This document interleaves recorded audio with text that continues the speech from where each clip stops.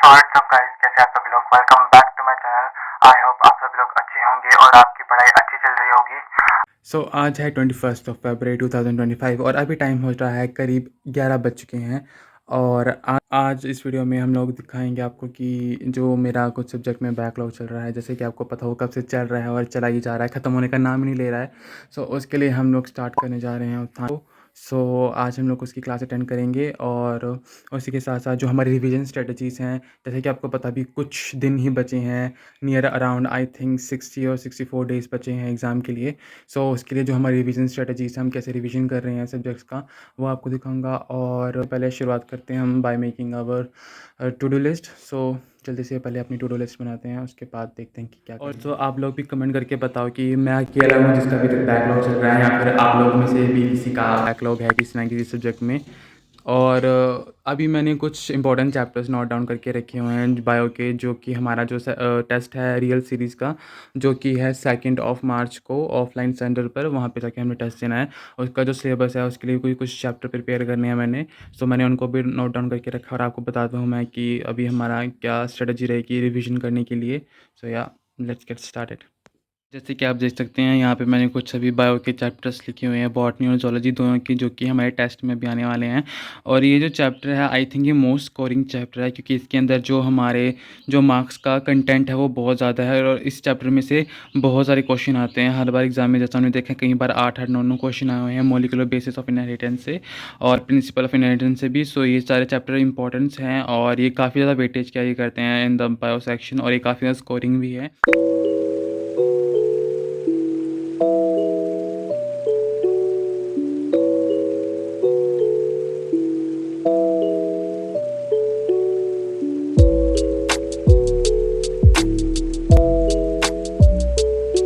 ये रही आज की हमारी टू डू लिस्ट। और ये देखो, ये जो इम्पोर्टेंट कोड लिखा हुआ है आप लोग भी पढ़ो, if you can dream it you can do it.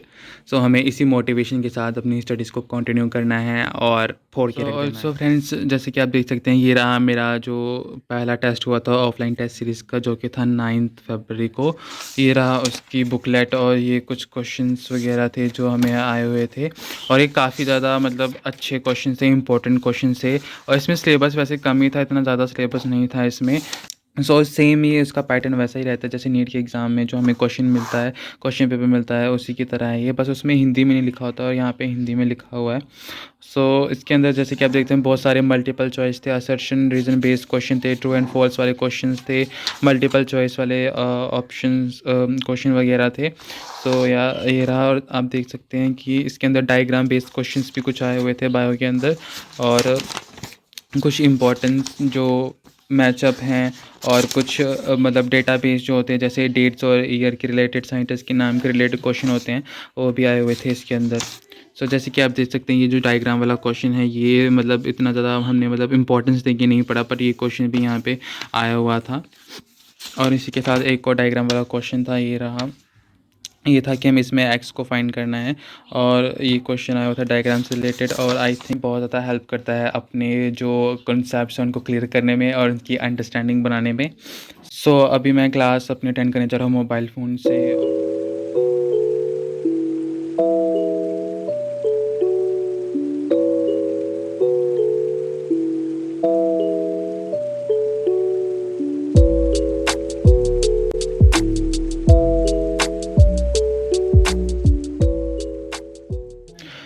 Guys, अभी टाइम हो चला है, 1 बज चुके हैं दोपहर के, और अभी मैं जो लंच करने जा रहा हूँ, जैसे कि आप देख सकते हैं लंच में है कि नमकीन चावल में मिक्स वेज है और साथ में कर्ड है थोड़ा सा।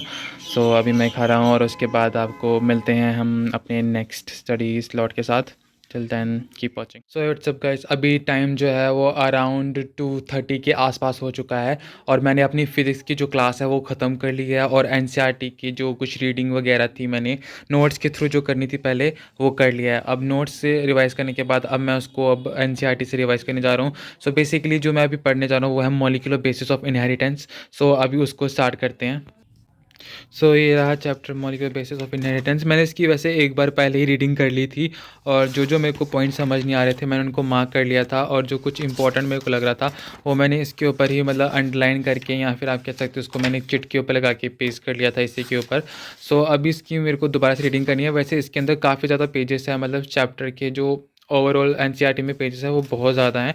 सो मेरे कुछ शॉर्ट नोट्स जो मैंने, मतलब शॉर्ट नोट्स नहीं कह सकते, मतलब हर एक चैप्टर में से कुछ ना कुछ इंपॉर्टेंट पॉइंट्स हैं, डेट्स एंड ईयर्स हैं जो वो मैंने लिख के रखे हुए हैं इसके ऊपर। और ये रहे सभी चैप्टर्स के अभी बनाने हैं, और कुछ के बन चुके हैं। इसके अंदर बेसिकली बोथ 11th और 12th दोनों को मैंने कंबाइन करके बनाया हुआ है। जो कुछ इंपॉर्टेंट पॉइंट्स वगैरह मेरे को लगते हैं कि हाँ लिखनी है, जो मतलब ज़रूरी हैं, वो मैंने लिखे हुए हैं। और स्टिकी नोट्स वगैरह है जो कि मैंने दीवार पर नहीं चिपकाए हैं, क्योंकि बार बार उतर जा रहे थे, अच्छी क्वालिटी नहीं थी इनकी। सो ऐसे कर मैंने एक साइड इस साइड लिखा है और एक इस साइड लिख के दोनों को साथ में चिपका के रखा हुआ है। और जैसे मतलब जब पढ़ना हो तब इस्तेमाल कर लो उनको, वरना ये ऐसे ही पड़े रहते हैं। पर हाँ बेसिकली इसके अंदर जो है ये सिर्फ बायो का है, फिज़िक्स और केमिस्ट्री का नहीं है। तो अभी मेरे को फिज़िक्स की भी जो फॉर्मूला शीट है वो बनानी है, जो कि हमें स्टार्टिंग में ही, मतलब जब हमारा यकीन 2.0 बैच स्टार्ट हुआ था उसमें हमें मिल गए थे। एंड डायमेंशन चैप्टर के बाद हमें मिले थे जो मतलब जितने भी 11th-12th के फॉर्मूलाज थे। सो उसके लिए भी मेरे को एक शीट बनानी है, और वो मैं बनाऊँगा और आपको नेक्स्ट वीडियो में मैं वो दिखा दूँगा बना के। और अब so as you guys can see, ये रहे जो मेरे कुछ मतलब जो मैंने शॉर्ट नोट्स बनाए हुए हैं, जिसके ऊपर मतलब मैंने ट्रिक्स भी लिखी हुई हैं, जैसे कि आप देख सकते हैं ये ट्रिक दीपिका पादुकोण वाली और ऐसे ही मैं मतलब जो भी क्लास में हमें ट्रिक वगैरह बताई हैं मैम ने वो बनाई हुई हैं। और जो मतलब जितने भी एग्जांपल्स वगैरह गिवन हैं एनसीईआरटी में वो सारी लिखी हुई हैं। ये मॉर्फोलॉजी वाले चैप्टर की हैं, और ये रहे कुछ जो कि अभी मेरे को बनाने हैं, आधे बनाए हुए हैं मैंने। ये नहीं इस साइड है, ये रहा इस साइड बनाया हुआ है, ये डिफरेंशिएट वाला है। और ये जो कुछ टेबल्स है जो कि मतलब दोनों कॉमन है, जिसके अंदर मतलब सारी फैमिलीज़ वगैरह वो हैं। और अभी कुछ और भी हैं, ये रहे, ये भी मॉर्फोलॉजी वाले चैप्टर का ही है, ये भी मॉर्फोलॉजी का है। और ये रहा रेस्पिरेशन इन ऑर्गेनिज्म वाला, ये उसका है। और ये रहा इस साइड, ये काफ़ी ज़्यादा छोटा छोटा लिखा हुआ है, आई थिंक आपको दिख भी रहा होगा या नहीं, बट कुछ मतलब बाकी के जो फॉर्मूलाज थे ये रहे। और ये कुछ PYQs हैं जो कि मैंने मतलब हर चैप्टर वाइज जो है स्टेपल करके मतलब अलग अलग बनाए हुए हैं, जो बहुत बार रिपीट हुए हैं। और जैसे जो टेस्ट एनालिसिस होते हैं, जो भी मेरे क्वेश्चन गलत आते थे DPPs में या फिर टेस्ट में, सो मैंने उनको लिखा हुआ है इसके ऊपर बेसिकली। और ये चैप्टर वाइज मतलब चैप्टर का नाम लिखा हुआ है, और इसके अंदर वो सारे PYQs भी हैं। और जो मतलब क्वेश्चन मेरे एनालिसिस करने के बाद मतलब मेरे को लगा कि हाँ इंपॉर्टेंट है, ये मैंने मतलब सिली मिस्टेक्स वगैरह की हैं या फिर ये इंपॉर्टेंट है, मैंने वो लिखा हुआ है। तो अभी ये जो मैंने चैप्टर्स के नाम लिखे हुए हैं इसमें से ह्यूमन रिप्रोडक्शन, रिप्रोडक्टिव हेल्थ और ह्यूमन हेल्थ मैंने कर ली है। और इसके अंदर बॉटनी के अंदर जो प्रिंसिपल ऑफ इनहेरिटेंस है वो कर लिया, और माइक्रोब्स इन ह्यूमन वेलफेयर है वो मैंने कर दिए हैं।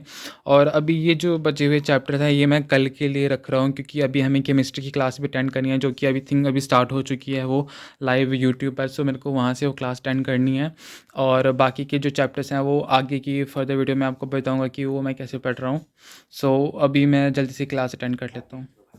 यानी कि 3D 10 और 4P के बीच में कुल मिला के ये समझो 3D 10 और 4P 6 जो है के बाद 3D 10 तक अगर यहाँ पे 30 हुआ तो मुझे 32 करने की वो होती है, मैं सीधा सीधा लिखूंगा 3D।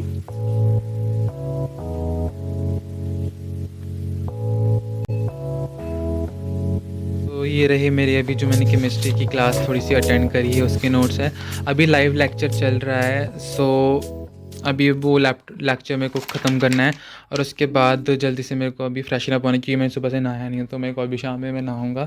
और अभी लेक्चर मैंने सिर्फ आधा किया और अभी मैंने और लेक्चर को रोक दिया है। सो उसको मैं अभी थोड़ी देर बाद में अटेंड करूँगा, और जल्दी ही फिर दोबारा से अपनी स्टडीज़ को कंटिन्यू करूँगा।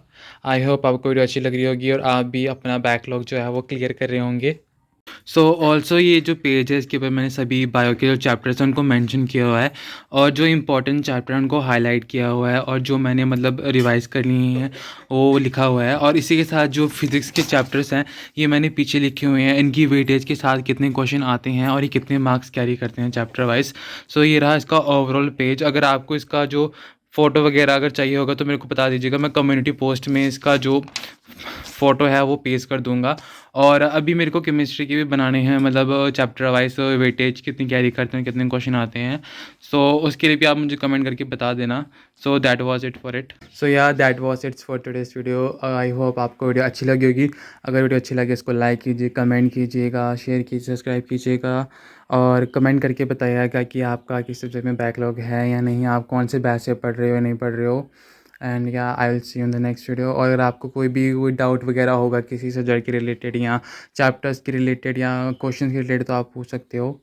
सो या that's what it's for today's video. See you in the next one. Till then take care. Bye bye.